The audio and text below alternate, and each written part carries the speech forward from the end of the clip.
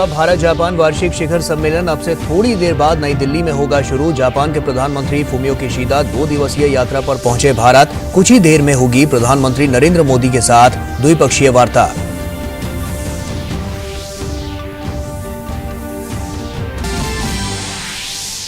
केंद्रीय गृह मंत्री अमित शाह ने जम्मू में सीआरपीएफ के 83वें स्थापना दिवस समारोह में लिया हिस्सा। जवानों को वीरता पुरस्कार से किया सम्मानित। देश के लिए सीआरपीएफ की सेवाओं को सराहा।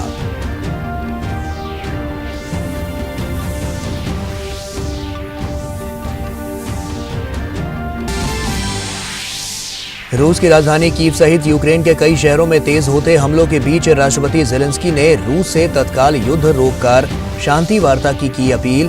दुनिया भर में यूक्रेन के मारियापोल शहर में रूसी हमलों की हो रही है निंदा।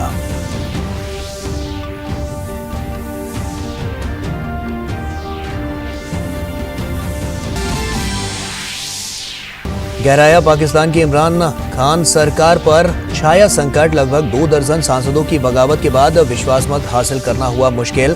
21 मार्च को बुलाया गया संसद का सत्र।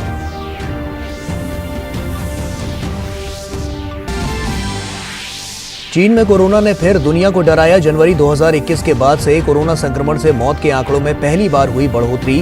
करीब 14 महीनों बाद उत्तर पूर्वी जिलिन प्रांत में महामारी से हुई 2 की मौत, जिसके बाद देश में मृतक संख्या बढ़कर 4,638 हुई। शनिवार को चीन में संक्रमण के 2,157 नए मामले आए सामने।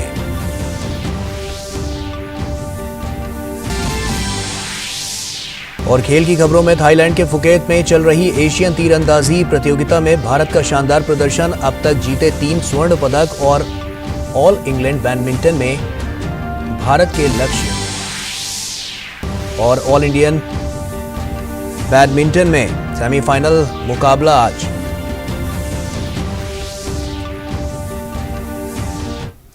नमस्कार, डीडी न्यूज में आप सभी का स्वागत है। आपके साथ मैं हूं गौरव श्रीवास्तव। तो चलिए बुलेटिन की शुरुआत करते हैं। 14वीं भारत जापान शिखर वार्ता में भाग लेने के लिए प्रधानमंत्री नरेंद्र मोदी अब से कुछ देर पहले हैदराबाद हाउस पहुंचे। कुछ ही देर में दोनों देशों के बीच शिखर वार्ता शुरू होने वाली है।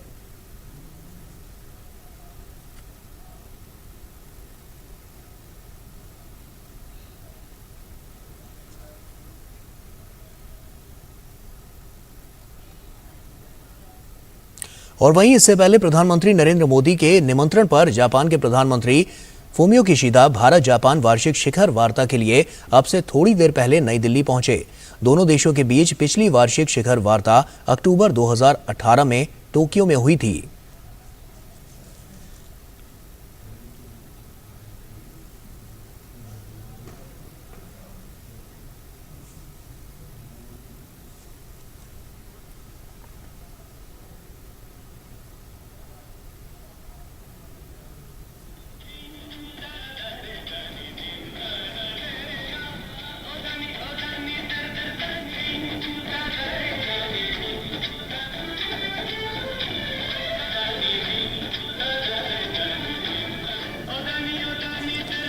और वहीं इससे पहले जापान के प्रधानमंत्री ने देश के एक दैनिक अंग्रेजी अखबार को दिए अपने साक्षात्कार में अपनी भारत यात्रा को लेकर काफी उत्सुकता जाहिर की। उन्होंने बताया कि प्रधानमंत्री के रूप में नियुक्त होने के बाद ये भारत की पहली द्विपक्षीय यात्रा है। जापान और भारत विशेष रणनीतिक और वैश्विक भागीदार है जो रणनीतिक हितों को साझा करते हैं। जापान और भारत के बीच राजनयिक संबंधों की स्थापना की 70वीं वर्षगांठ को चिन्हित करने वाले इस दौरे को लेकर मैं काफी उत्सुक हूं। भारत निश्चित रूप से पूंजीवाद के नए रूप को साकार करने का सबसे अच्छा भागीदार है। जैसा कि प्रमुख विनिर्माण आधार के रूप में वैश्विक स्वास्थ्य संगठन के जवाब में भारत के योगदान में दिखाया गया है। आज अंतर्राष्ट्रीय समुदाय एक ऐसी स्थिति का सामना कर रहा है जो अंतर्राष्ट्रीय व्यवस्था की नींव को ही कमजोर कर रही है। यूक्रेन पर रूस का आक्रमण अंतर्राष्ट्रीय कानून का स्पष्ट उल्लंघन है और साथ ही बल द्वारा यथास्थिति को एक तरफा बदलने का प्रयास है जो पूरी तरह से अस्वीकार्य है। अंतर्राष्ट्रीय व्यवस्था के मूल सिद्धांतों को कायम रखना भारत प्रशांत में कूटनीति और सुरक्षा के दृष्टिकोण से अपरिहार्य है। जहां स्थिति तेजी से खराब हुई है, जापान अंतर्राष्ट्रीय समुदाय के साथ एकजुट होकर ठोस कदम उठाएगा। इस यात्रा के दौरान प्रधानमंत्री मोदी के साथ स्वतंत्र और मुक्त हिंद प्रशांत क्षेत्र के साथ साथ विभिन्न विषयों पर गहन चर्चा की उम्मीद है। मुझे पूरी उम्मीद है कि मेरी भारत यात्रा से द्विपक्षीय संबंधों में एक नया अध्याय खुलेगा, जो जापान भारत विशेष रणनीतिक और वैश्विक साझेदारी को और भी गहरा करेगा। तो आइए अब आप सीधे रुख करते हैं। आपको बता दें कि 14वें भारत जापान शिखर सम्मेलन की ये सीधी तस्वीरें, और आप देख सकते हैं हैदराबाद हाउस से हम आपको ये सीधी तस्वीरें नई दिल्ली की दिखा रहे हैं। प्रधानमंत्री नरेंद्र मोदी यहां पर पहले से मौजूद हैं।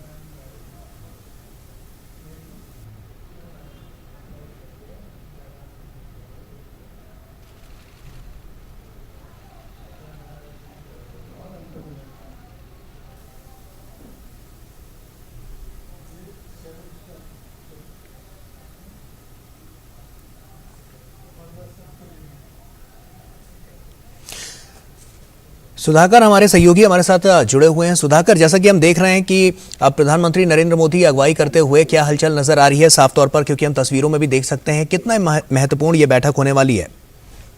देखिए, बहुत महत्वपूर्ण है और रिश्तों के नए अध्याय की ये शुरुआत है।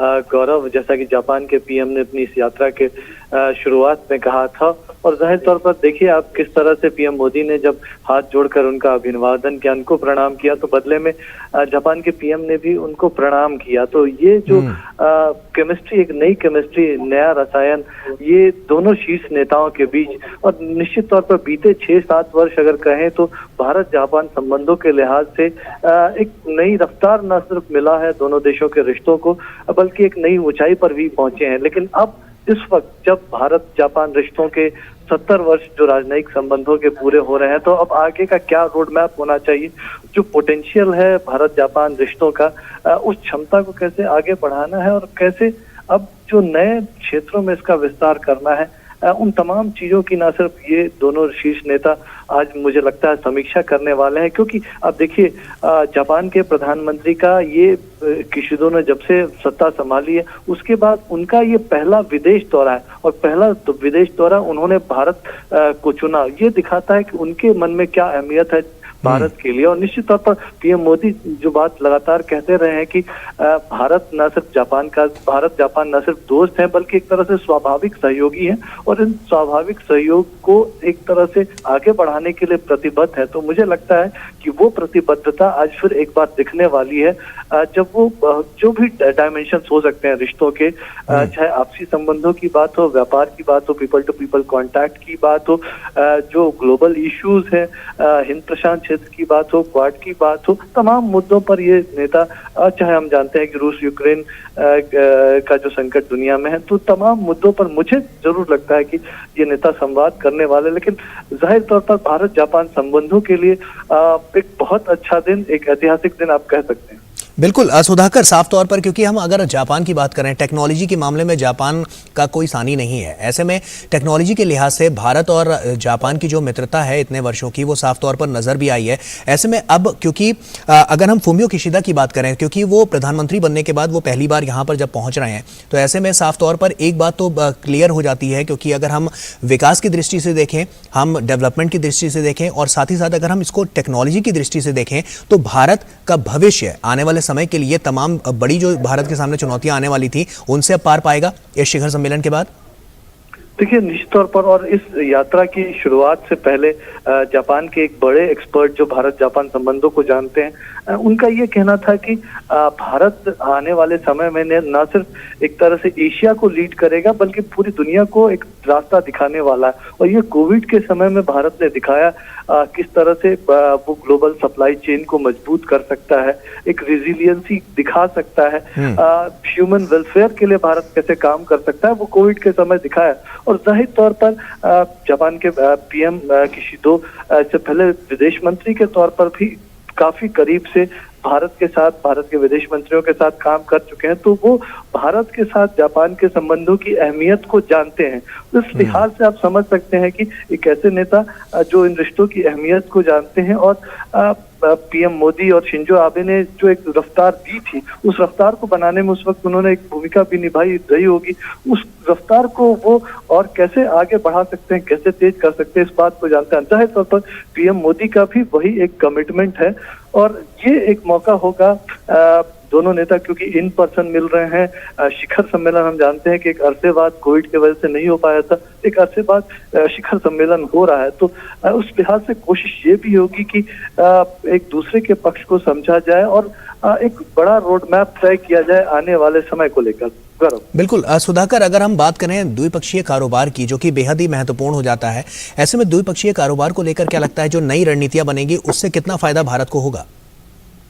देखिए, जाहिर तौर पर गौरव, द्विपक्षीय अगर कारोबार के लिहाज से बात की जाए तो जो भारत जापान संबंध है उसमें जो अभी तक पोटेंशियल है, अगर बात की जाए उस पोटेंशियल को और आगे बढ़ाने की जरूरत है। जापान भारत की जो आर्थिक यात्रा है उसमें एक बड़ा इकोनॉमिक पार्टनर है जापान।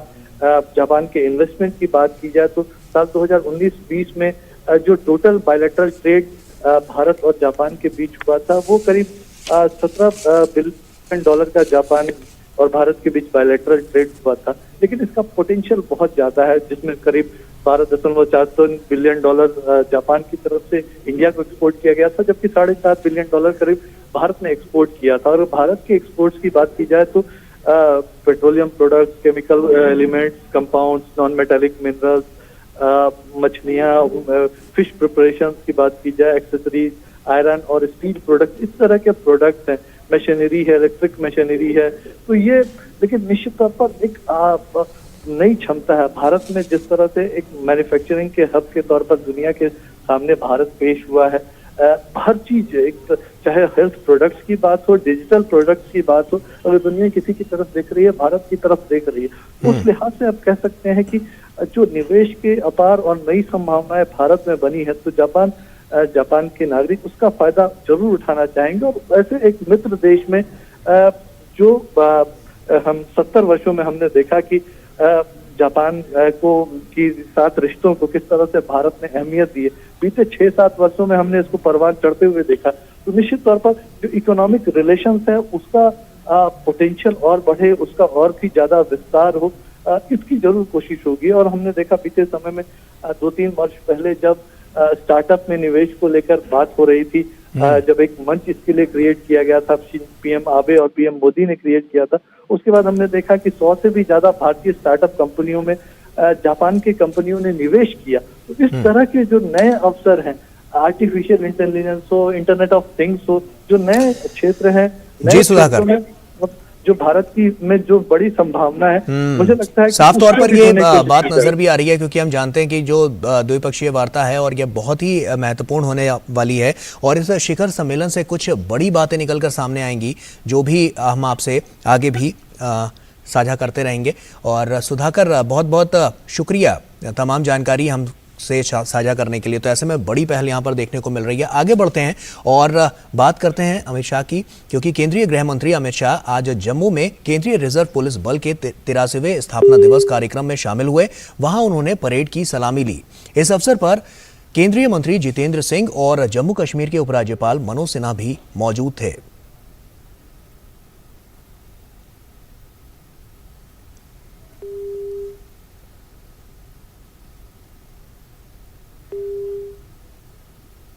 केंद्रीय गृह मंत्री ने असाधारण साहस और शौर्य का परिचय देने वाले जवानों को सम्मानित भी किया।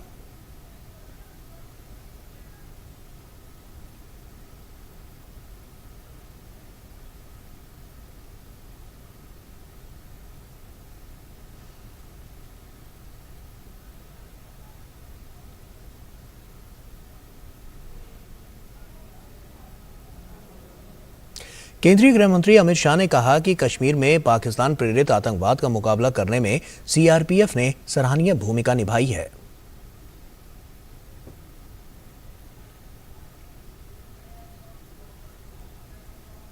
कश्मीर के अंदर पाक प्रेरित आतंकवादियों का सामना करना हो, चाहे उत्तर पूर्व के अंदर अशांति फैलाने वाले ग्रुपों को समाप्त कर शांति को बहाल करना हो, ये तीनों क्षेत्र में सीआरपीएफ ने बहुत सराहनीय भूमिका निभाई है। और मैं विश्वास के साथ कह सकता हूं, जिस प्रकार से मोदी जी के प्रधानमंत्री बनने के बाद कश्मीर, माओवादी क्षेत्र और उत्तर पूर्व में जिस दृढ़ता के साथ सीआरपीएफ ने काम शुरू किया है, मुझे विश्वास है कि कुछ ही सालों के अंदर ये तीनों क्षेत्र के अंदर शायद सीआरपीएफ को बहाल करने की जरूरत ही न हो। चिर शांति का एक साम्राज्य तीनों क्षेत्र में हम बना पाएंगे। और वहीं केंद्रीय गृह मंत्री ने सीआरपीएफ द्वारा की गई सेवाओं को सराहा। भारत सरकार ने एक निर्णय अभी किया है कि सभी सीएपीएफ उसका वार्षिक परेड देश के अलग अलग हिस्सों में मनाया जाएगा। इसके पीछे उद्देश्य यह है कि देश की सुरक्षा, सीमाओं की सुरक्षा और आंतरिक सुरक्षा में लगे हुए सभी सीएपीएफ संगठन अलग अलग हिस्सों में जाकर देश की जनता से आत्मीय संबंध बनाए और देश की संस्कृति के साथ घुल मिलकर अपने आप को सदैव ड्यूटी के लिए समर्पित करें। और केंद्रीय गृह मंत्री ने चीन के हमले के समय सीआरपीएफ के जवानों द्वारा दी गई बेमिसाल कुर्बानी को भी याद किया। जब सीआरपीएफ का स्थापना दिन है, हम हॉट स्प्रिंग को कैसे भूल सकते हैं। 21 अक्टूबर 1959 को चीनियों ने जब हमला किया, सीआरपीएफ के कुछ जवान मामूली से शस्त्र बल के साथ अनुपात में बहुत कम संख्या के साथ भीड़ गए और देश की एक एक इंच जमीन के लिए वीरता से लड़कर अपने प्राणों का बलिदान दिया। और पूरा देश आज वो घटना को नहीं भूल सकता। भारतीय मीडिया और मनोरंजन उद्योग की दुनिया भर में प्रसिद्ध है। वहीं दुनिया भारत के साथ सहयोग करना चाहती है। अबू धाबी फिल्म आयोग ने भारतीय फिल्म उद्योग के लिए एक पसंदीदा भागीदार के रूप में अबू धाबी को बढ़ावा देने के लिए आज एक विशेष कार्यक्रम का आयोजन किया। सूचना एवं प्रसारण मंत्रालय के सचिव अपूर्व चंद्र ने बैठक में भारतीय प्रतिनिधि मंडल का नेतृत्व किया। अबू धाबी फिल्म आयुक्त हंस फ्रैकिन ने भारतीय फिल्म निर्माताओं के लिए उपलब्ध उत्पादन, तकनीक, जनशक्ति सुविधाओं पर चर्चा की। उनका कहना है कि बॉलीवुड को यूएई में काम करना पसंद है। अबू धाबी भारत को फिल्म निर्माण के लिए सर्वश्रेष्ठ तकनीक और सुविधाएं प्रदान करने के लिए उत्साहित है। ये CEPA समझौते के तहत भारत और यूएई के बीच घनिष्ठ सांस्कृतिक सहयोग को आगे बढ़ाता है।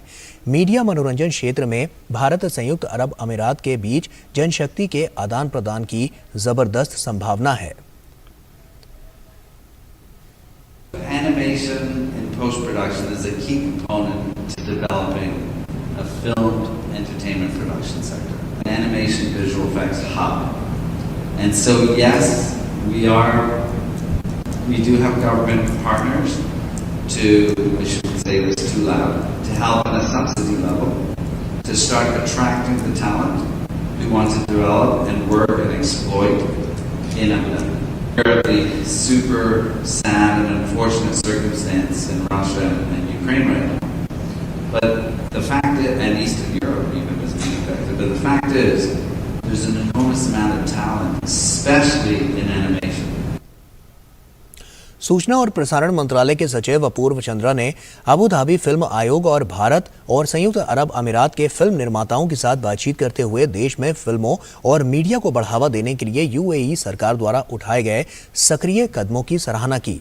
उन्होंने कहा कि भारत और संयुक्त अरब अमीरात के बीच मजबूत सांस्कृतिक संबंधों के साथ आपसी सहयोग की भी काफी गुंजाइश है। उन्होंने ADFC को भारत में एक कार्यालय स्थापित करने के लिए आमंत्रित किया और ये भी कहा कि बहुत जल्द भारत और यूएई दोनों देशों के बीच मजबूत संबंधों को और मजबूत करने के लिए एक सह उत्पादन समझौते पर हस्ताक्षर करेंगे। Abu Dhabi, you have decided to have cultural and creative industry as a sort of a champion sector to move out of oil and make this as one of your focus areas. Our media and entertainment sector in India is almost $1 30 billion, and we expect it to rise to $100 billion over the next decade or so.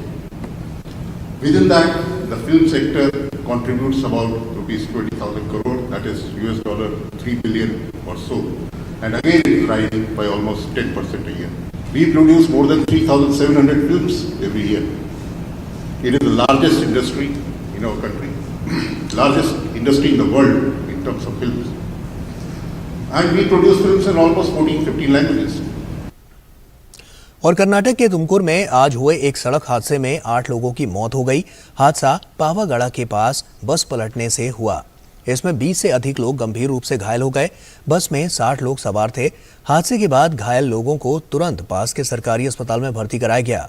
घायल लोगों में कुछ छात्र भी शामिल हैं। उधर पाकिस्तान की इमरान खान सरकार पर छाया संकट और गहराता जा रहा है। इमरान की पार्टी पीटीआई के सांसदों ने बगावत से पीछे हटने से इनकार कर दिया है। इन विद्रोही सांसदों की संख्या 24 बताई गई है, जिसके बाद इमरान सरकार को संसद में बहुमत सिद्ध करना बहुत मुश्किल हो गया है। ध्यान रहे कि संयुक्त विपक्ष ने पहले ही इमरान सरकार के खिलाफ संसद में अविश्वास प्रस्ताव पेश कर दिया है। इस प्रस्ताव पर चर्चा के लिए सोमवार से संसद का सत्र बुलाया गया है। और बांग्लादेश की प्रधानमंत्री शेख हसीना ने यूक्रेन से बांग्लादेशी नागरिकों को सुरक्षित निकालने के लिए प्रधानमंत्री नरेंद्र मोदी और भारत का धन्यवाद किया है। प्रधानमंत्री मोदी को लिखे पत्र में शेख हसीना ने लिखा है कि मैं यूक्रेन में फंसे भारतीयों के साथ कुछ बांग्लादेशी नागरिकों को बचाने और निकालने में समर्थन और सहायता देने के लिए आपको और आपकी सरकार को हार्दिक धन्यवाद देती हूँ। उन्होंने लिखा कि पिछले सालों में सभी स्तरों पर सार्थक जुड़ाव के माध्यम से हमारे द्विपक्षीय संबंधों को और मजबूत किया गया है। चीन की बात करें तो चीन में कोरोना के मामले एक बार फिर से तेजी से बढ़ रहे हैं। चीन सरकार ने कोरोना से 2 लोगों की मौत की पुष्टि भी की है। ध्यान रहे कि चीन में कोरोना से पिछले 1 साल में किसी मौत की पुष्टि नहीं की गई थी। ये दोनों ही मौतें उत्तर पूर्वी जिलिन प्रांत में हुई हैं। चीन में शनिवार को संक्रमण के 2157 नए मामले सामने आए। इनमें से अधिकतर मामले जिलिन प्रांत से सामने आए हैं। चीन सरकार ने संक्रमण रोकने के लिए जिलिन प्रांत में यात्रा पर प्रतिबंध लगाए हैं।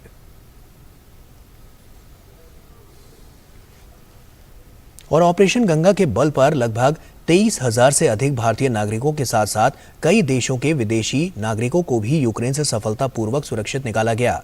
इस बीच हमारे संवाददाता तपस भट्टाचार्य पोलैंड में भारतीय समुदाय के कुछ सदस्यों से उन्होंने बात की, जिन्होंने ऑपरेशन गंगा में महत्वपूर्ण भूमिका निभाई। पेश है एक रिपोर्ट।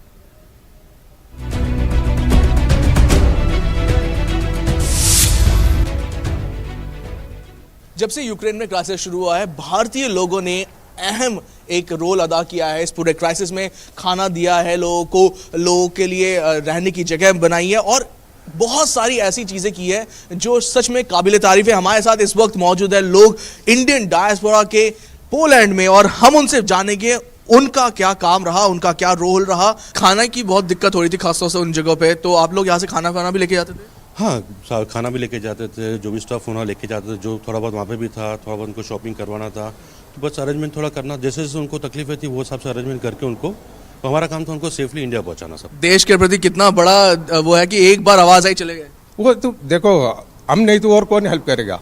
हमारा आदमी को हम करेगा हेल्प, इसलिए हम इधर छोड़ के दुकान छोड़ के हम लोग ने चला गया लोगों को हेल्प करने के लिए। कमल जी, आपकी दुकान है, आपका बिजनेस है, ये सब छोड़ के भी आप चेचॉफ में गए, बॉर्डर पे खड़े हुए, कितनी दिक्कत आप लोगों ने देखी?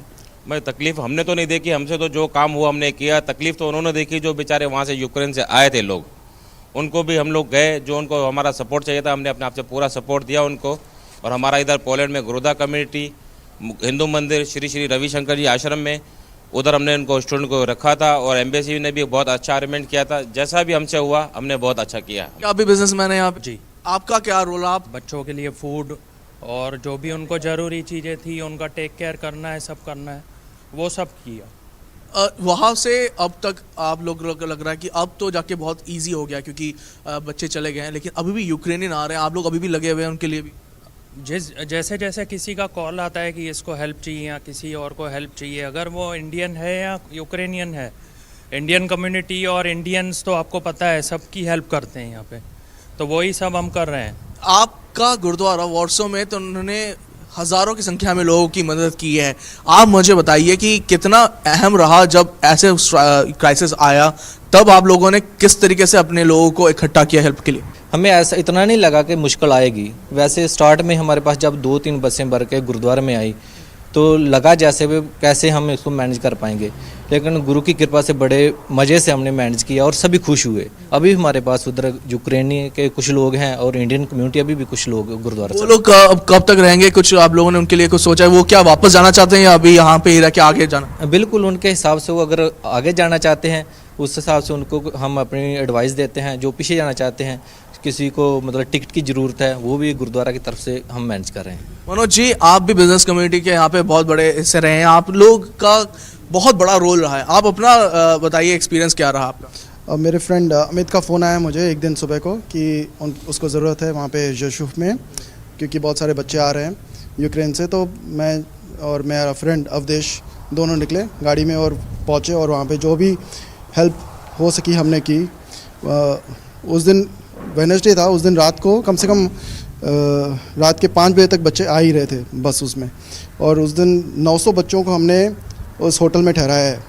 बहुत बड़ा एक रोल इन लोगों ने अदा किया है, खासतौर से ये इंडियन कम्युनिटी के जो इंडियन डायस्पोरा है पोलैंड में। इन लोगों ने ना सिर्फ ऑपरेशन गंगा में बढ़ चढ़ के भाग लिया, लेकिन अभी भी जितने भी लोग आ रहे हैं यूक्रेन से कहिए, जो भारतीय भी अभी यहाँ पे हैं, जो उनको आगे जाना है या वापस वेट कर रहे हैं जाने का, उनकी भी सहायता कंटिन्यूसली ये लोग किए जा रहे हैं। कैमरा पर्सन कुलदीप शर्मा के साथ मैं तापस Bhattacharya, voice of Poland.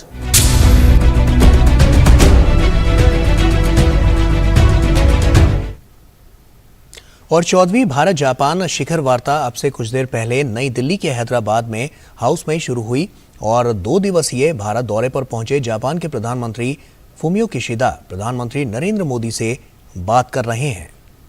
Sudhakar हमारे सहयोगी हमारे साथ जुड़ चुके हैं। सुधाकर, क्या बड़ी बातें, अगर हम देखें तो क्या क्या बड़ी बातें यहाँ पर रखी जा रही हैं और किन किन बड़ी बातों पर साफ तौर पर फोकस है दोनों सरकारों का?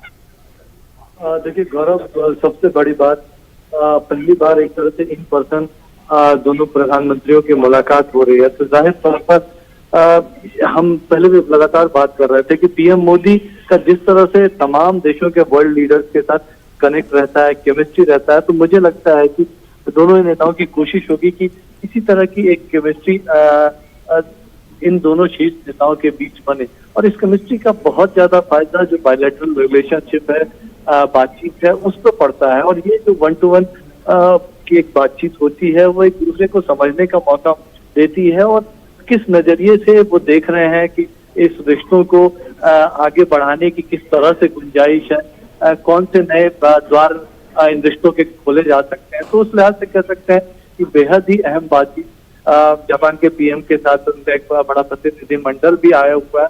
तो जाहिर तौर पर मुझे लगता है क्योंकि इतने दिनों बाद बातचीत हो रही है, शिखर सम्मेलन हो पाया, कोविड की वजह से बीच में ये शिखर सम्मेलन आयोजित नहीं हो पाया, तो जो हर पहलू है रिश्तों के बड़ा दायरा है, उसका आर्थिक पक्ष है, उसका एक राजनीतिक पक्ष है, उसके एक तरह से कह सकते हैं जो रणनीतिक साझेदारी है उसका पक्ष है। तो हर पहलू को कैसे समेटा जा सकता है, उसकी समीक्षा की जा सकती है, आने वाले समय के लिए क्या प्लानिंग की जा सकती है, तो उन तमाम विषयों को देखने की कोशिश करेंगे दोनों नेता। और निश्चित तौर पर एक रिजल्ट ओरिएंटेड बातचीत हो सके, एक बेहतर रोड मैप तैयार हो सके, उसकी कोशिश होगी। निश्चित तौर पर हम जानते हैं कि अभी जो वैश्विक चुनौतियां हैं उस संदर्भ में बात करें तो दोनों देश काफी गहराई से कोऑपरेट करते हैं, चाहे वो अफगानिस्तान का मसला हो या फिर अभी रूस यूक्रेन की बात हो। और ये भी कोशिश होगी कि एक दूसरे की बात को समझे, अगर किसी विषय पर अलग अलग स्टैंड भी है तो। हिंद प्रशांत एक ऐसा क्षेत्र है, बातचीत का एक बड़ा हिस्सा इसमें रह सकता है, फ्री इंक्लूसिव मैरीटाइम डोमेन रहे, जो एशियन कंट्रीज है उसकी सेंट्रलिटी रहे, इस बात में दोनों देश भरोसा करते हैं। और जो वैश्विक ग्लोबल ऑर्डर बेहतर करने के लिए फ्री इंक्लूसिव हिंद प्रशांत क्षेत्र होना चाहिए, उसके लिए किस तरह से साझेदारी को किया जा सके, क्योंकि क्वाड का मंच हो या अन्य बायलैटरल मल्टीलैटरल फोरम हो, तो वहाँ ये दोनों देश अब आपस में बातचीत करते हैं। हमने देखा कि पीएम मोदी के समय में कई तरह के इनिशिएटिव्स भारत जापान रिश्तों को लेकर लिए गए, जैसे 2+2 डायलॉग की बात की जा सकती है, फॉरेन मिनिस्टर और डिफेंस मिनिस्टर, वो पहली बार हुआ है। हम जानते हैं कि पीएम किशिदो पहला उनका ये विदेश दौरा है पीएम बनने के बाद से, और पहले दौरे के लिए उन्होंने भारत को चुना, और इस दौरे पर आने से पहले उन्होंने कहा कि मुझे ये लगता है कि दोनों देशों के रिश्तों में एक नए अध्याय की शुरुआत होगी। तो अब जापान की तरफ से भी कमिटमेंट देख सकते हैं इन रिश्तों को आगे बढ़ाने का, और चाहे तौर पर पीएम मोदी इसके लिए लगातार प्रयासरत रहे हैं, कोशिश करते रहे हैं। आपको याद होगा कि साल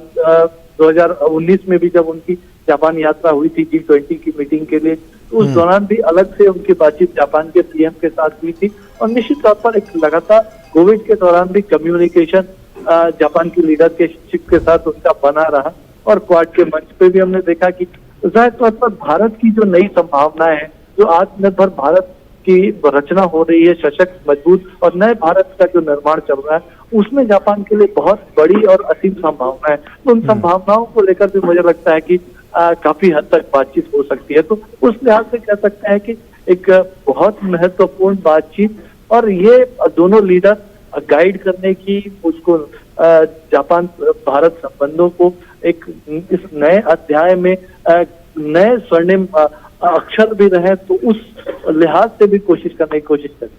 बिल्कुल सुधाकर, हिंद प्रशांत क्षेत्र की हम बात कर रहे हैं क्योंकि सबकी निगाहें वहां पर टिकी हुई हैं। ऐसे में इस मुलाकात के बाद क्या लगता है कितनी मजबूती आएगी और किस तरह का एक हम कह सकते हैं एक नई रणनीति बनकर तैयार हो पाएगी? देखिए, दोनों देश, अगर हिंद प्रशांत क्षेत्र की बात हो, साउथ चाइना सी को भी आप देख सकते हैं, ये दोनों देश इस बात को पुख्ता तरीके से रखते रहे हैं कि स्वतंत्र, समावेशी हिंद प्रशांत क्षेत्र होना चाहिए। जो आसियान की सेंट्रलिटी है वो बनी रहनी चाहिए। अगर भारत के नजरिए से बात करें तो जो एक्ट ईस्ट पॉलिसी है भारत की, वो एक तरफ है, और दूसरी तरफ अगर बात की जाए जापान का free and open India Pacific vision है, तो वो एक दूसरे के पूरक है। तो इस विजन को कैसे आगे बढ़ाने की गुंजाइश रहेगी? हम जानते हैं कि पीएम मोदी ने सागर का विजन दिया था। हिंद प्रशांत क्षेत्र की बात की जाए तो security and growth for all in the region, तो इस विजन को, और जापान भी इस विजन को सपोर्ट करता है। उस लिहाज से जरूर हमने देखा कि कई तरह के मंच इसके लिए बनाए गए हैं। एक्ट ईस्ट फोरम बनाया गया, उसकी 6ठी बैठक अभी मार्च के महीने में हुई भी थी। तो लगातार समीक्षा करते रहते हैं, और दोनों देश सिर्फ भारत में ही नहीं लेकिन हिंद प्रशांत क्षेत्र में इस तरह का एक इंफ्रास्ट्रक्चर बने, दूसरे देशों में भी दोनों देश मिलकर काम कर रहे हैं, काम और भी आगे बढ़ाना चाहते हैं। तो इन तमाम चीजों के लिहाज से देखें तो बहुत ज्यादा गुंजाइश है हिंद प्रशांत क्षेत्र में इस साझेदारी, इस गठजोड़ को आगे बढ़ाने की। जी करो सुधाकर, अगर हम बात करें, क्योंकि हम जैसा देख रहे हैं कि एक संकट पूरे विश्व पर नजर आ रहा है रूस और यूक्रेन के बीच, साफ तौर पर यूक्रेन के ऊपर जिस तरह का संकट है, ऐसे में अगर हम देखें, क्योंकि तमाम तरह के आर्थिक प्रतिबंध जो पश्चिमी देश हैं उन्होंने रूस के ऊपर लगाए हैं, तो ऐसे में उससे कितना इम्पैक्ट पड़ेगा इन पूरी, अगर हम इस पूरे शिखर सम्मेलन को देखें, उसमें क्या बड़ी बातें निकलकर सामने आ सकती हैं और दोनों देशों की क्या प्रतिक्रियाएं हैं इसको लेकर? देखिए, सबसे बड़ी बात, अगर इस बात को इस नजरिए से आप देखें गौरव, इस संकट के बीच भी ये यात्रा हो रही है। तो भारत की बात हो या जापान की बात हो, हम देखा कि जापान ने कुछ अपने सैंक्शन लगाए हैं। भारत का जो इस मुद्दे को लेकर जो ट्रेडिशनल एक स्टैंड रहा है, उस स्टैंड को पीएम मोदी ने रखा है। पीएम मोदी ने बार बार ये कहा है कि हिंसा का रास्ता खत्म होना चाहिए, राजनयिक तरीके से इसके समाधान का प्रयास होना चाहिए। तो जाहिर तौर पर एक ऑनेस्टली इस चीज को दोनों देश ईमानदारी से इस बात को समझते हैं। जापान भारत का जो स्टैंड है उस स्टैंड को समझता है, या भारत जो है जापान का जो स्टैंड है उस बात को समझता है। तो मुझे लगता है कि दोनों अपने व्यू को, जो अपनी स्टैंड है, उसको ऑनेस्टली साझा करने की कोशिश करेंगे, खासतौर से रूस यूक्रेन मुद्दे की जब बात होती है। लेकिन ओवरऑल बायलैटरल रिलेशन पर इसका किसी तरह का कोई असर हो वो नहीं। मुझे लगता है कि जरूर इसके अलावा जो अन्य पहलू हो वो बहुत ज्यादा इम्पोर्टेंट है। हम आने वाले समय को लेकर बात करें तो इस स्ट्रैटेजिक इंटरेस्ट भारत और जापान के बहुत ज्यादा हैं। हिंद प्रशांत क्षेत्र की बात नहीं है, मल्टी लैटरल फोरम की बात हो या फिर विभिन्न देशों में दोनों देश के साथ मिलकर काम करने का मोर्चा हो, तो स्ट्रैटेजिक इंटरेस्ट बहुत ज्यादा है दोनों देशों की। दूसरी बात, भारत में जो आर्थिक संभावनाएं बन रही है, भारत दुनिया का सबसे तेजी से विकास करने वाला देश नहीं है। हम जानते हैं कि तमाम रेटिंग एजेंसियां, IMF हो, वर्ल्ड बैंक हो, वो सब कल्पना नहीं कर रही है, लेकिन जापान जैसे देश जो बड़े निवेशक देश हैं उसको देख भी रहे हैं। और कोविड के समय हमने देखा एक तरह से FDI में 3rd लार्जेस्ट इन्वेस्टर जापान था। तो जापान इस बात को समझता है, भारत में तरक्की की जो नई संभावना है उस बात को समझता है। भारत का जो मानव संसाधन है, क्षमता है, रिजिलियंट सप्लाई चेन बनने का बिल्कुल सुधाकर, बेहद ही महत्वपूर्ण ये पूरी बैठक और साफ तौर पर जो बातें इसमें निकलकर सामने आएंगी वो बेहद ही महत्वपूर्ण होंगी। आप बने रहिए हमारे साथ। वक्त हो चला है एक छोटे से ब्रेक का, जल्द लौटते हैं।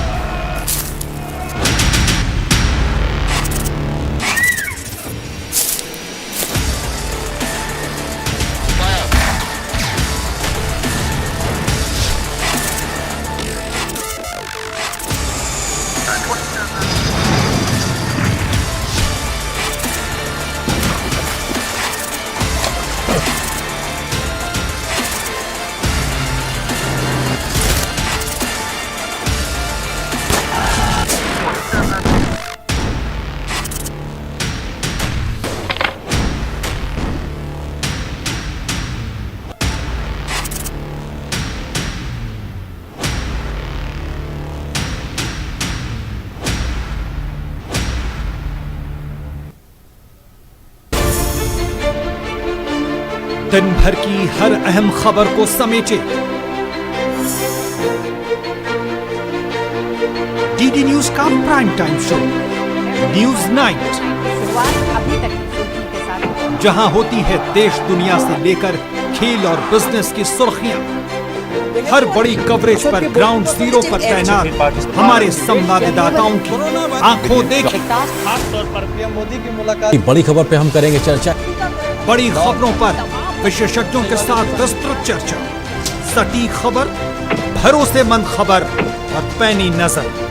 खबर ही नहीं, खबर का विश्लेषण भी। कब्जा कर देखिए न्यूज नाइट हर रात 8 बजे सिर्फ डीडी न्यूज। और ब्रेक के बाद एक बार फिर से आप सभी का स्वागत है।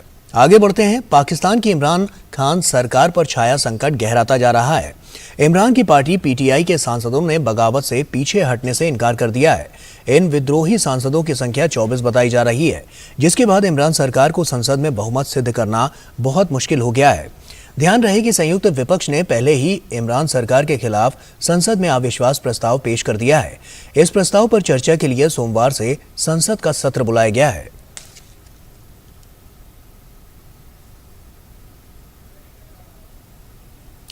और इसी खबर पर हमारे साथ हमारे सहयोगी मालिके अख्तर हमारे साथ जुड़ चुके हैं। मालिके, अगर हम बात करें, क्योंकि हम देख रहे हैं क्योंकि एक बहुत बड़ी मुश्किल इमरान खान सरकार के सामने खड़ी है, अपनी सरकार को बचाने की जो कवायद है वो अब तेज होती नजर आ रही है। ऐसे में अगर हम देखें तो क्या लगता है कि इमरान अब की बार चूकेंगे या अपनी सरकार को बचा ले जाएंगे? गौरव, अभी जो कागज पे स्थिति है और जो सदन के अंदर पार्टियों की जो सदस्यों की संख्या है उसके आधार पर देखें और जिस प्रकार से विपक्ष लामबंद हुआ है और जिस प्रकार से एक बड़ी बगावत PTI के अंदर हो गई है, तो अभी इस वक्त चीजें जहां खड़ी हैं उसमें हम ये बिल्कुल कह सकते हैं कि इस सरकार के शायद विश्वास प्रस्ताव में बचने की कोई संभावना नहीं है। और शायद जो 21 मार्च से ये संसद का सत्र शुरू हो रहा है पाकिस्तान का और जो 28 मार्च तक चलेगा, इस दौरान जिस दिन भी अविश्वास प्रस्ताव पे वोटिंग होगी और तो ऐसा लगता है कि ये सरकार गिर जाएगी, क्योंकि बहुत कोशिश की डैमेज कंट्रोल करने की, अपने साथियों को मरने की। इमरान खान ने अपने जो सहयोगी पार्टियां हैं उनसे मिलने के लिए गए, कराची में जाकर उन्होंने MQM के लीडरशिप से मुलाकात की। उसके अलावा PMLQ जो एक और उनका सहयोगी है उससे बात करने की कोशिश की, लेकिन उन सब के तेवर भी ऐसे बता रहे हैं कि सिर्फ इमरान खान की पार्टी में ही बगावत नहीं है, बल्कि वो लोग भी पूरी तरह से अपना मन बना चुके हैं कि अब वो पीटीआई के साथ आगे नहीं चलेंगे। मालिक, अगर हम देखें तो जब से इमरान खान प्रधानमंत्री बने हैं तब से लेकर अब तक अगर उनके कार्यकाल पर नजर डालें तो कहीं ना कहीं उनसे लोग खफा बहुत रहे हैं। साफ तौर पर चाहे वो वहां की जनता हो, चाहे आम मुद्दे हों, चाहे स्थानीय मुद्दे हों और चाहे वैश्विक मुद्दे हों और चाहे उनके देश के मुद्दे हों, ये तमाम मुद्दों में कहीं ना कहीं इमरान खान पीछे रह गए। तो ऐसे में क्या ये बड़ी वजह है जिसकी वजह से ये बात रह गई, और कहाँ इमरान खान से चूक हो गई जिसकी वजह से आज ये स्थिति उत्पन्न हुई है? देखिए, इमरान खान से जो लोगों की मायूसी है या जो जनता को निराशा हुई है, वो जाहिर है आज की बात नहीं है। वो तो उनके सत्ता में आने के कुछ समय बाद ही ये चीजें उठने लगी थी कि किस तरह से वो बदलाव की बात करके सत्ता में आए थे और हालात जमीन पर वैसे के वैसे ही रहे, आर्थिक हालात बिगड़ते रहे। उन्होंने कहा था कि हम किसी से, वो इसी तरह के शब्द यूज किया करते थे कि हम आईएमएफ से भीख नहीं मांगेंगे। और बाद में हमने देखा कि आईएमएफ से ही वो लगातार लोन लेते रहे, उसके पास जाते रहे। अभी भी आईएमएफ के लोन की किस्त जो है वो अटकी हुई है और उसकी वजह से वहां की सरकार की सांस अटक रही है। तो ऐसे में ये निराशा तो पहले से थी। इमरान खान से जो दूसरी गलती हुई वो ये हुई कि उन्होंने एस्टेब्लिशमेंट के साथ यानी आर्मी और आईएसआई के साथ कुछ बातों को लेके थोड़ा टकराव मोल ले लिया।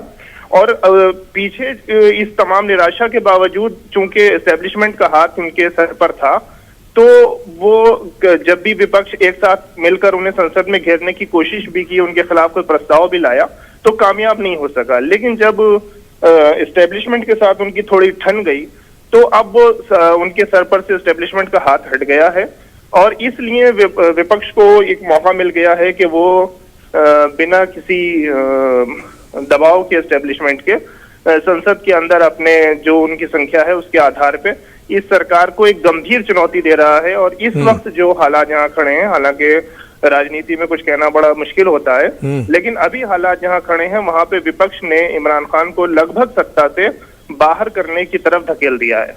बिल्कुल मालिके, एक और सवाल कि अगर हम देखें इस पूरे जो पूरा ये क्रम है, अगर इसको हम सिलसिलेवार तरीके से देखें तो ऐसे में विपक्ष के पास क्या मजबूत कड़ियां हैं जिससे इमरान सरकार को वो हटा सकते हैं और अपनी सरकार ला सकते हैं? मजबूत कड़ी कौन कौन सी नजर आ रही है? देखिए, एक मजबूत कड़ी तो उनकी ये है कि जो मेजर पार्टियां हैं ऑपोजिशन की तीन, नवाज शरीफ की पार्टी पाकिस्तान मुस्लिम लीग नवाज, बिलावल भुट्टो जरदारी की पार्टी पाकिस्तान पीपुल्स पार्टी और मौलाना फजल रहमान की पार्टी जमीयतुल उलमा इस्लाम, ये तीनों पार्टियां और इनके अलावा कुछ छोटी छोटी पार्टियां, ये सब मिलके एक जगह आ गई हैं और इन्होंने अपना एक विपक्ष का गठबंधन बना लिया है। अच्छा, वहां की संसद में बहुमत के लिए या यूं कहिए कि ये जो अविश्वास प्रस्ताव वो लोग लेकर आए हैं, इसको पास कराने के लिए उनको सिर्फ 172 वोट चाहिए। 163 वोट उनके पास पहले ही थे और अब जब हम कह रहे हैं कि पीटीआई में एक बड़ी बगावत हो गई है जिसमें 24 और कुछ जगह कहा जा रहा है कि 32 सांसद शायद वोटिंग के दौरान सरकार के खिलाफ वोट देंगे, तो वो संख्या तो अपोजिशन की बन ही जाती है और उसी भरोसे और उसी यकीन की वजह से विपक्ष ये मान रहा है कि वो इस बार अविश्वास प्रस्ताव में सरकार को गिरा देगा। मालिके, जैसा कि कहा जाता है कि साफ तौर पर कि जो कई देशों की सेना होती है, लेकिन पाकिस्तान में इसका ठीक उल्टा है, वहां पर जो सेना है उसी का देश है। तो ऐसे में तमाम जो बातें हैं, अब की बार अगर हम एक छोटा सा सवाल एक संक्षेप में जवाब आपसे चाहूंगा, बहुत छोटा सा, कि अगर हम बात करें इस बात के लेकर तो सेना का फोकस किस ओर नजर आता है? क्योंकि इमरान खान से हमने देखा कि बीते दिनों काफी वहां पर जो असमंजस की स्थितियां थी और इमरान खान से काफी दुखी भी नजर आ रहे थे। देखिए, इमरान खान सरकार के दो काम ऐसे थे जिसकी वजह से सेना जो है वो उनसे नाराज हुई। पहला जो मामला था वो जो मौजूदा वहां के आर्मी चीफ हैं जनरल कमर जावेद बाजवा, उनके एक्सटेंशन का जो मामला था उसमें थोड़ा सा देर हुई और ऐसा लगा कि उसमें कुछ समय लग रहा है, जिसकी वजह से जो वहां पे फौज की जो आभा थी और उसका जो अपना एक ताकत थी उसको धक्का लगा। दूसरा जो मौका था वो जब आईएसआई के चीफ को का ट्रांसफर करने की बात आई और उसमें थोड़ा सा रुकावट पैदा करने की कोशिश की इमरान खान ने। ये दोनों बातें थी जिस पर आर्मी वहां नाराज हुई और इमरान खान के साथ उनके संबंध जो है वो बिगड़ गए। बिल्कुल, साफ तौर पर ये तमाम ऐसी बातें रही हैं जिससे कहीं ना कहीं ये उठापटक देखने को मिल रही है। ऐसे में अब साफ तौर पर होगा कि विपक्ष कितना मजबूती के साथ खड़ा होकर नजर आता है और अब की बार क्या इमरान खान की सरकार यहाँ पर बचती है या पलट जाती है। बहुत बहुत शुक्रिया हमसे जुड़ने के लिए और तमाम जानकारियां हमसे साझा करने के लिए। आगे बढ़ते हैं और यूक्रेन संकट की बात करते हैं। यूक्रेन संकट के बीच अमेरिकी राष्ट्रपति जो बाइडेन ने अपने चीनी समकक्ष समकक्ष शी जिनपिंग के साथ फोन पर वार्ता की। बाइडेन ने चीनी नेता को चेताया कि यदि चीन द्वारा रूस को यूक्रेन के खिलाफ कार्रवाई में मदद की गई तो इसके बुरे नतीजे होंगे। हालांकि दोनों पक्षों ने यूक्रेन संकट के कूटनीतिक हल पर जोर दिया है। इस वार्ता के दौरान अमेरिकी राष्ट्रपति ने अपने चीनी समकक्ष के साथ यूक्रेन पर रूसी हमले के बाद उठाए गए कदमों पर चर्चा की। अमेरिकी राष्ट्रपति कार्यालय की प्रवक्ता ने यह स्पष्ट नहीं किया कि बाइडेन ने चीन को जिन परिणामों को लेकर चेतावनी दी है वो क्या हो सकते हैं।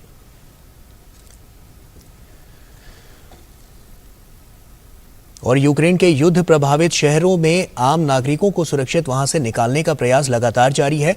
यूक्रेन ने बताया कि शुक्रवार को मानवीय गलियारों की सहायता से 9,000 से अधिक आम लोगों को सुरक्षित निकाला गया। जिन 7 मानवीय गलियारों की सहायता से इन लोगों को सुरक्षित निकाला गया, इनमें 6 गलियारे सुमी प्रांत में हैं, जहां कई दिनों से भीषण लड़ाई जारी है। अब तक मानवीय गलियारों की सहायता से 1,80,000 से अधिक लोगों को युद्ध प्रभावित इलाकों से सुरक्षित निकाला जा चुका है।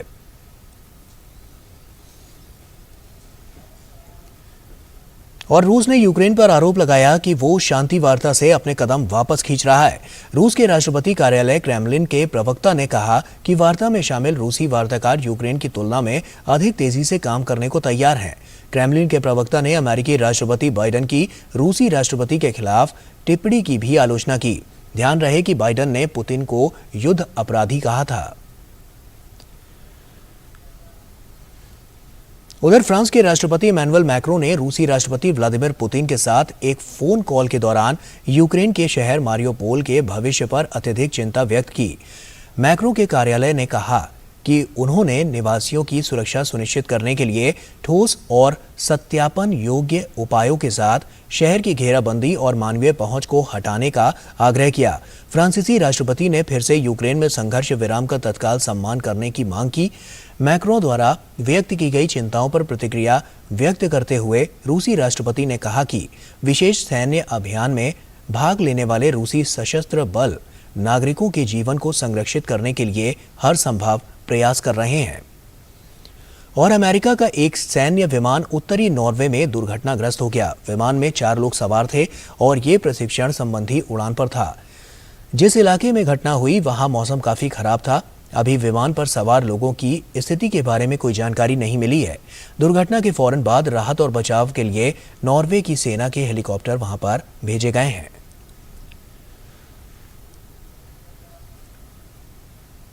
भारतीय क्रिकेट कंट्रोल बोर्ड के सचिव जय शाह 2024 तक एशियन क्रिकेट काउंसिल के अध्यक्ष बने रहेंगे। शनिवार को हुई एजीएम की बैठक में यह फैसला लिया गया है। एशियन क्रिकेट काउंसिल की ओर से ट्वीट कर कहा गया कि एसीसी के सभी सदस्यों ने एक मत से तय किया है कि जय शाह का बतौर एसीसी प्रेसिडेंट कार्यकाल 2024 तक के लिए बढ़ा दिया गया है। और ऐसे में गौरतलब है कि एशियन क्रिकेट काउंसिल में 5 बोर्ड स्थायी सदस्य भी हैं, जिसमें भारत, पाकिस्तान, श्रीलंका, बांग्लादेश और अफगानिस्तान शामिल है। इनके अलावा भी Nepal, Oman, UAE, Bhutan, Hong Kong, Thailand, चीन, बहरीन समेत अन्य कई देशों के क्रिकेट बोर्ड इस काउंसिल का हिस्सा हैं।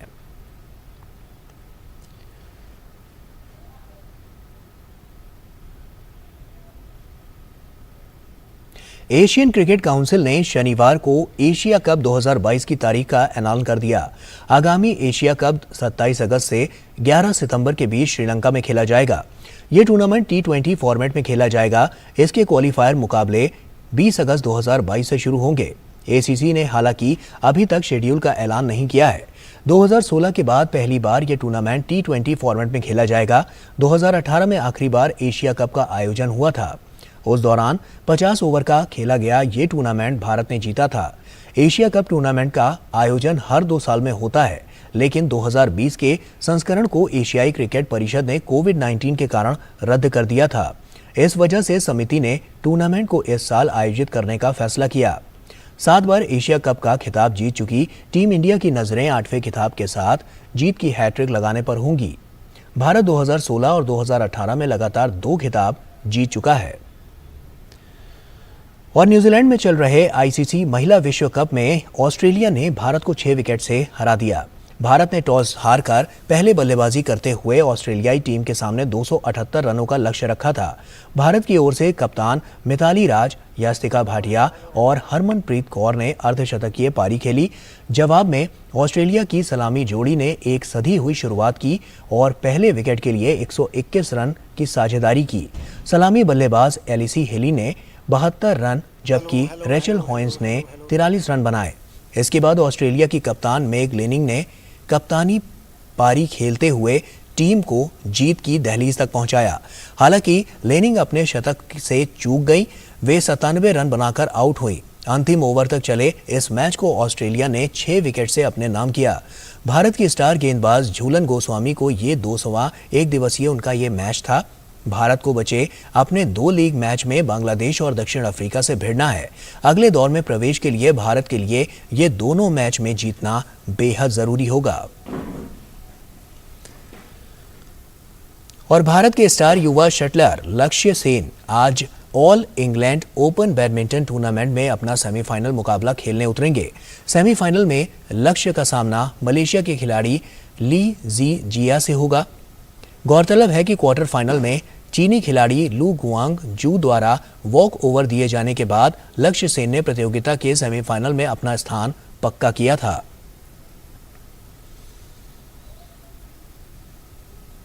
वहीं भारतीय महिला बैडमिंटन जोड़ी टेरेसा जोली और गायत्री गोपीचंद भी all England open badminton championship के सेमीफाइनल में चीनी जोड़ी से भिड़ेंगी। इस भारतीय जोड़ी ने क्वार्टर फाइनल में दक्षिण कोरियाई जोड़ी को 14-21, 22-20 व 21-15 से मात दी थी। पहला गेम हारने के बाद भारतीय जोड़ी ने कड़ी टक्कर देते हुए कोरियाई टीम से दूसरा गेम जीता और तीसरे गेम में आसानी से अपनी जीत पक्की की थी। नारायण संवाददाता हमारे साथ जुड़ चुके हैं, सीधे नारायण का रुख करते हैं। नारायण, जैसा कि हम जानते हैं क्योंकि एक बड़ी जीत यहाँ पर देखने को मिली है, कितना चुनौतीपूर्ण रहा अगर हम पूरी इसकी दृष्टि से देखें तो? अगर इस मुकाबले की बात करें तो आज सेमीफाइनल में लक्ष्य सेन जिस तरह से खेलेंगे एक बहुत बड़ी उपलब्धि होगी और यहाँ वो जीतते हैं और फाइनल में चले जाते हैं, उसके बाद वो ऑल इंग्लैंड का खिताब जीतते हैं तो अपने आप में ऐतिहासिक होगा और वो तीसरे भारतीय खिलाड़ी होंगे कि जिसने ऑल इंग्लैंड ओपन का जो प्रेस्टीजियस खिताब है वो जीता है। और जिस तरह से अगर लक्ष्य सेन का प्रदर्शन देखें तो हाल फिलहाल में जिस तरह का बैडमिंटन उन्होंने खेला है वो काबिल तारीफ है, चाहे वो इंडियन ओपन का खिताब हो जो उन्होंने जीता था और उससे पहले जो वर्ल्ड चैंपियनशिप थी उसमें उन्होंने ब्रॉन्ज मेडल जीता था। उसके बाद जो पिछले सप्ताह ही जो जर्मन ओपन में भी उन्होंने शानदार प्रदर्शन रहा और रनर अप रहे। तो पूरी उम्मीद है लक्ष्य सेन से कि वो बहुत ही बेहतरीन जो उनका गेम है उसको कंटिन्यू रखेंगे और एक और यहाँ पर कोशिश करेंगे कि एक पायदान आगे निकलकर सेमीफाइनल से फाइनल में जगह बनाए। कितना इनके लिए ये महत्वपूर्ण हो जाता है क्योंकि साफ तौर पर हमने देखा तमाम चुनौतियां भी सामने आई, उन चुनौतियों का सामना करने के बाद इस तरह की स्थिति अब यहाँ पर देखने को मिल रही है। ऐसे में जो मुकाबला है वो कितना दिलचस्प होने वाला है?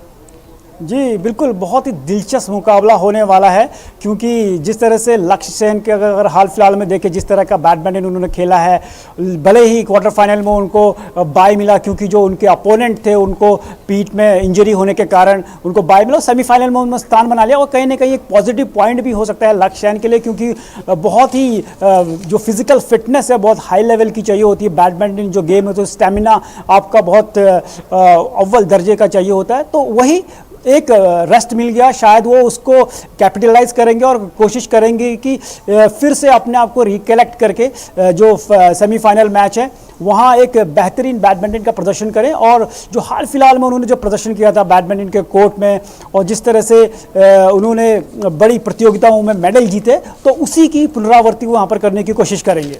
बिल्कुल, अगर हम टेरेसा जोली और गायत्री गोपीचंद की जोड़ी उनकी बात करें तो उनके लिए कितना मुकाबला ये टफ होने वाला है? अगर साफ तौर पर देखें क्योंकि तमाम चुनौतियां तो आएंगी ही, लेकिन अगर मुकाबले की बात करें तो वो कितना दिलचस्प होने वाला है और साफ तौर पर किस तरह की तैयारियां वहां पर नजर आ रही है? जी बिल्कुल, इस जोड़ी जो टेरेसा और जो गायत्री की जोड़ी, उन्होंने बहुत ही सरप्राइजिंग मैच जो कल खेला था।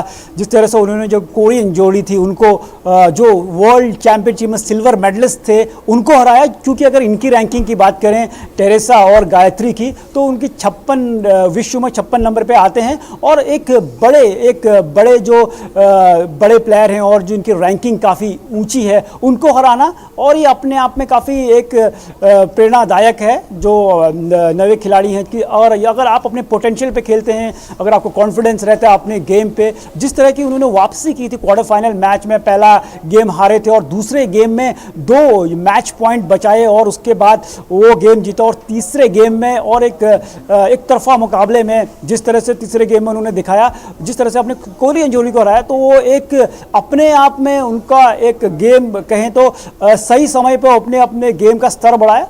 और पूरी उम्मीद है कि सेमीफाइनल में भी वो अपने उसी गेम को कंटिन्यू रखेंगे जो उन्होंने क्वार्टर फाइनल में रखा। और अब कोशिश करेंगे कि जो एक ऑल इंग्लैंड का जो प्रेस्टीजियस टूर्नामेंट है उसकी जो फाइनल है उसमें अपनी जगह बनाएं। जिस चीनी जोड़ी से जिससे भिड़ंत होने वाली है, अगर हम देखें तो उस हिसाब से इस पूरे मुकाबले को अगर हम देखें तो कितना टफ होने वाला है, क्योंकि साफ तौर पर जो दूसरी टीम है वो भी पूरी तैयारी के साथ मैदान में उतरेगी। जी बिल्कुल, अगर हाल फिलहाल में देखिए तो जो चाइनीज़ खिलाड़ियों का काफ़ी वर्चस्व रहा है, लेकिन जो चाइनीज़ खिलाड़ियों को जो वर्चस्व रहा है, जिसको भारतीय खिलाड़ियों ने ही उनके वर्चस्व को तोड़ा है, तो एक तरह से जिस तरह से उन्होंने अपना गेम दिखाया क्वार्टर फाइनल में, इससे लगता है कि पूरी तरह से जो भारतीय जो जोड़ी है गायत्री गोपीचंद और टेरेसा जोली की, वो पूरी तरह से तैयार है। और वो दिखाता है, दर्शाता है कि वो किस तरह से बड़े मैच का जो प्रेशर है उन्होंने उस प्रेशर को सोख किया और अपना जो पोटेंशियल है उसको दिखाया। तो कोशिश करेंगे कि ये न देखते हुए कि सामने वाली जोड़ी कितनी बड़ी है और किस तरह से उनकी वर्ल्ड रैंकिंग है, तो ये जो प्लेयर्स हैं इनकी यही खास बात है कि उनके लिए जो उनके अपोनेंट्स हैं वो मैटर नहीं करते हैं कि वो किस देश के हैं, उनकी वर्ल्ड रैंकिंग क्या है, वो उनको एक अपोनेंट के रूप में लेते हैं और अपना उम्दा प्रदर्शन देते हैं। और जिस तरह से उन्होंने क्वार्टर फाइनल मैच में दिखाया, तो कोशिश करेंगे कि कोई प्रेशर नहीं लेते हुए उसी तरह का गेम दिखाते हुए अपनी जो चाइनीज़ अपोनेंट हैं उनको वो पूरी चुनौती देंगे। बिल्कुल, साफ तौर पर। और बहुत बहुत शुक्रिया हमसे जुड़ने के लिए और तमाम जानकारी हमसे साझा करने के लिए, क्योंकि बेहद ही महत्वपूर्ण ये मुकाबला होने वाला है और सबकी नज़रें इस मुकाबले पर टिकी रहेंगी। बहुत बहुत शुक्रिया तमाम जानकारी हमसे साझा करने के लिए। आगे बढ़ते हैं। फुकेत में चल रही एशिया कप तीरंदाजी चैंपियनशिप में भारत ने 1 गोल्ड और 3 रजत पदक अपने उस पर कब्जा जमाया है। भारत की साक्षी ने महिला एकल कंपाउंड इवेंट में स्वर्ण पर निशाना साधा, जबकि प्रणीत कौर के हिस्से में सिल्वर आया। वहीं पुरुषों को टीम कंपाउंड इवेंट में ऋषभ, प्रथमेश और प्रियांश ने सिल्वर जीतने में कामयाबी पाई, जबकि महिला कंपाउंड इवेंट में भी भारत के हिस्से में 1 रजत पदक आया है। और पोलियो के खिलाफ वैश्विक युद्ध और उससे मिले नतीजों के अनुभवों को एक साथ समेटे हुए पुस्तक पोलियो का विमोचन शनिवार को राजधानी दिल्ली में किया गया। मशहूर डॉक्टर टी जैकब जान और धन्य धर्मापालन के द्वारा लिखित इस पुस्तक में पोलियो के खिलाफ मिली जीत और इस विषय से संबंधित तमाम छुए और अनछुए पहलुओं को रेखांकित किया गया।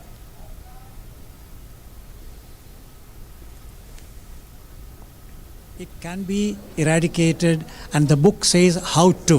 It can be done in 3 years. You can get rid of polio. There is no need for any child to develop polio, provided we think that OPV alone is not the reason. You have to give IPV, and that allergy to IPV must be removed. हम चाहते हैं कि जल्दी से जल्दी पूरी दुनिया polio मुक्त हो। हमने इसको साइंटिफिकली एनालाइज किया है, आम लोगों के भाषा में एनालाइज किया है। जो इंजेक्शन है पोलियो का वो इतना महत्वपूर्ण है ताकि पूरी दुनिया पोलियो मुक्त हो, उसके बारे में रीजनिंग दिया है। और इसी के साथ फिलहाल इस बुलेटिन में इतना ही। आप बने रहिए डीडी न्यूज़ के साथ। नमस्कार।